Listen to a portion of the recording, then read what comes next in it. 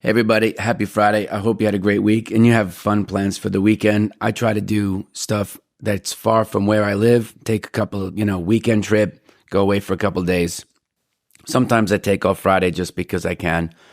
Last week I saw Keith Haring installment down at the Broad Museum, downtown Los Angeles. And I kind of tool around, try a new restaurant.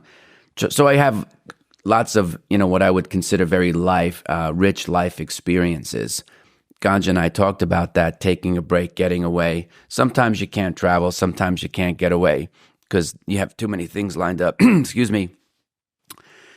But all that notwithstanding, I want to talk about accountability. I think Ganja and I had talked about that.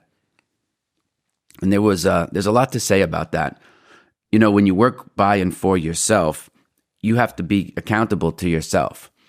One of the problems is that if you don't have a good attitude, you don't have good discipline, if you lack persistence and determination, sometimes you can find yourself falling into bad habits. Because there's no one there to scold you, so to speak. There's no parental figure, there's no mother or father figure, there's no boss. And so you can just say, well, it's my money, I can do whatever I want. And you certainly can. It's yours. But there was a little trick that I played on myself. And I bring this up a lot because we do have, some rather large prop trader, hedge fund style folks who look to me for accountability, only because I know the difference between when they're trying to shine me and when they're actually talking sensible stuff. And that helps them perform better.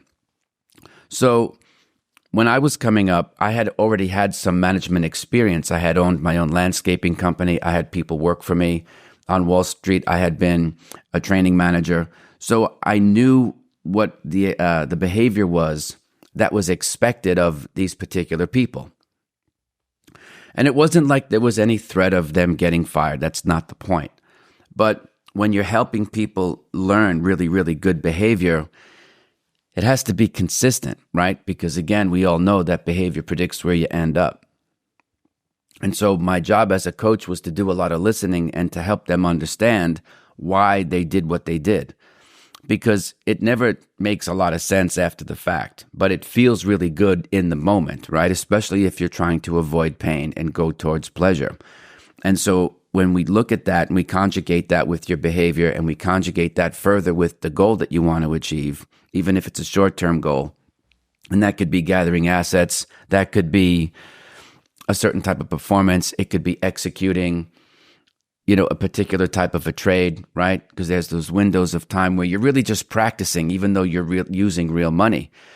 It's like a scrimmage, right? It's not paper trading, but it's not like you're not pro yet, but you still have to try certain trades on for size to see how they feel, how you can execute them. And you don't have to trade size. You can just, put on a small piece. So the trick that I did for myself first was I imagined myself having a boss, right? And so I would say to myself, if I had this boss who could fire me or who would evaluate my performance, what would they say about what I'm doing today, right now? If I had a meeting at the end of the close or after the close every day, and I had to say, here are the trades that I put on. Here's what I was thinking. How would that feel? And a lot of times it was humiliating. What that eventually did, even though I didn't put those trades on, right? Because I was using this as a mental trick. It saved me from being a bonehead, which is easy enough to do no matter who you are. Now, accountability is important because ultimately behavior kind of predicts where you end up. And it's tricky because when you're starting out, you have to take attempts, you have to kind of take flyers, if you will, but you do it in a very small scale to see how the trade feels, because trading is going to push your buttons on the fight or flight mechanism that we have, you see? It puts you deliberately into a risky situation, and you have to be mentally and psychologically okay with that. Some people don't like the stress of that. It makes them, freak out and do, I don't want to say stupid things because that's condescending, which of course means to talk down to people if you saw the Seinfeld episode. And so you have to be loving when you're coaching people, because if you come in over the top and use the wrong word at the wrong time, you can shatter someone's confidence. And that's the whole point of being accountability is to be, for me anyway, it's to be kind of paternal. It's to be a good coach. It's to be a really good listener, and then actually to ask open-ended questions that can evoke really good responses so that the person can kind of figure it out for themselves, right? And that's true of anyone. I had an accountability coach. You might have heard of him. His name's Ed Sakota. So whenever I would ask him a question, he would almost always reply with another question so that I could figure it out for myself. And that really made all the difference. You might feel differently, but it worked for me. But long before I even got there, to Incline Village, I used to put this trick on myself where I would say, okay, well, I don't have this accountability coach, so I made one up in my brain. Call him the Wizard of Oz. And if I had to, at the end of the day, break down all my behavior and explain, like, why did you do this? As if I was kind of on the rookie trader witness stand, I'd have to have a really, really good answer. And so that helped me create my thought process so that it helped me not get into those types of trades. Now, when you are starting out, you are kind of taking flyers, if you will, because you have to see if the strategy fits for your personality. And then you have to work on both the trade and your personality to kind of get them to be, in a marriage, so to speak. But it's a very clever way to kind of help you keep yourself accountable if you had to explain to somebody else what it was that you were actually doing. And did that behavior line up with your goals, right? Even again, at the beginning, you're kind of rolling the dice with certain things, but then you evolve to know one or two strategies that make sense for you. I personally think people have too many strategies. They should focus on one, maybe two, and then leave it at that. Because trying to be, each trade is actually a trader, you see? And so I feel like if you try to fade gaps at the open, for example, that's a trader. It's a setup, but that's also a specific type of trader. If you look at things that got smashed during the day and you're watching the last half hour of trading to see if it rallies and recovers some, that's a different type of trade too. So I think you would want to try to master one before you try to be all over the place. That really worked wonders for me because, again, if you're trading with real money, you might have limited capital. And so what you don't lose, you don't have to earn back. And you can get to profitability much sooner, right? This is true in a lot of areas in life, right? This past week I'm involved with a nonprofit that brings kids in from the slums or the favelas in Rio de Janeiro, from Rocinha, Jacarepaguá, and the big ones in Curicica. And so we give them, after 3 months, we give them a kimono, a free one, and that we pay their tuition. So it's basically a scholarship school. Now, and the schooling there is very, very different. There's a point to this story, so stay with me. So from like 8 in the morning to 12, there's actually nothing going on. So the kids go to train. From 12 to 4, they're actually in school academically. Then after school, which ends at 4, they come back and train till around 8 o'clock at night. Then we feed them dinner. So the point is really, yes, to give them great jiu-jitsu instruction, but it also, if you know Curicica, it's a very rough place. It's not unlike Skid Row or LA. It's not unlike what the South Bronx used to be in the 70s. So if you're poor, you can find yourself stealing and then fencing stuff to raise money for your family. And this is day to day. You could get involved in drugs. You could be part of the begging mafia. Or worse, you can get into child prostitution. So it's a bit of a safe haven, long story short. But the point is that even though they're there to train for jiu-jitsu, we make sure that they attend school, that they don't just duck out for 4 hours and find something else to do. They have to have perfect attendance in order to get the free tuition at the jiu-jitsu school. And also in jiu-jitsu, they're trained to compete, and the best ones there actually come to America to compete. Most recently, they were in the IBJJF World Championship at the Walter Pyramid in Long Beach. And so that's really exciting because putting them on that type of a stage really changes their lives. They can kind of see eventually they'll go and evolve, get their black belts. Then we'll open up an academy that they can run for themselves, and they can train and earn money from giving private lessons and this and that.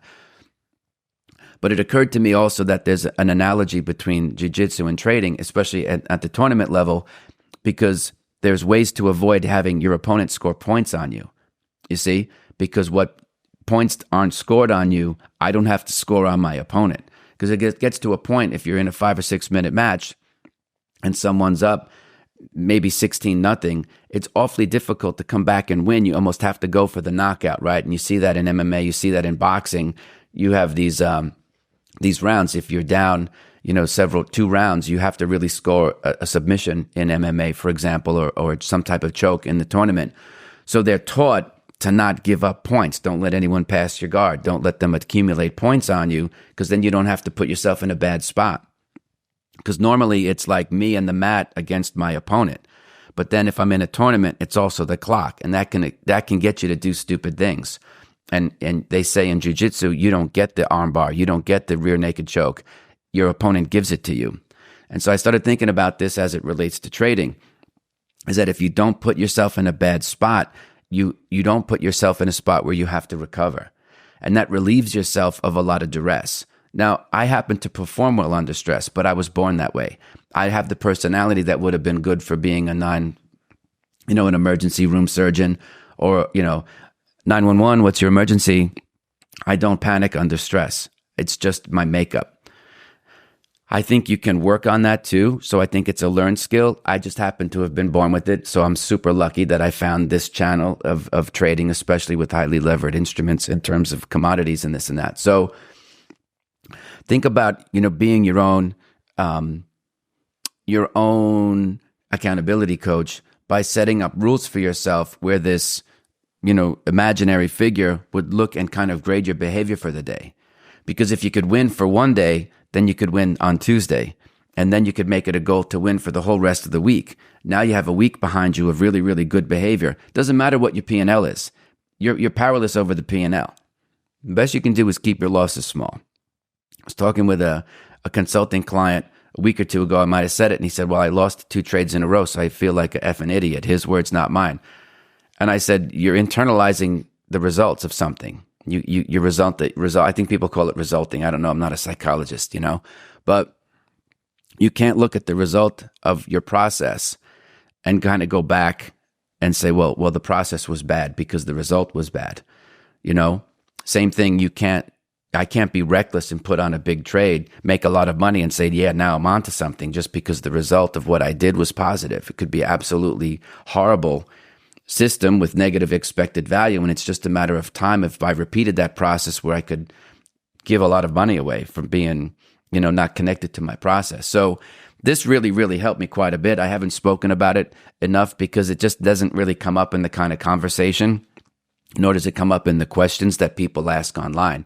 But being accountable for your behavior is really good because it helps reinforce discipline. And after attitude, I think, discipline is really, really important.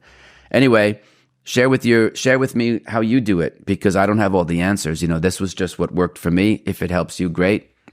These are the kind of things that I wish I knew that someone would have helped me when I started, and those people just they weren't around. So I had to kind of learn it and do it myself, which kind of made all the, if you look at that Robert Frost, poem about, there were 2 paths, whatever, and I took the one less traveled, and that made all the difference.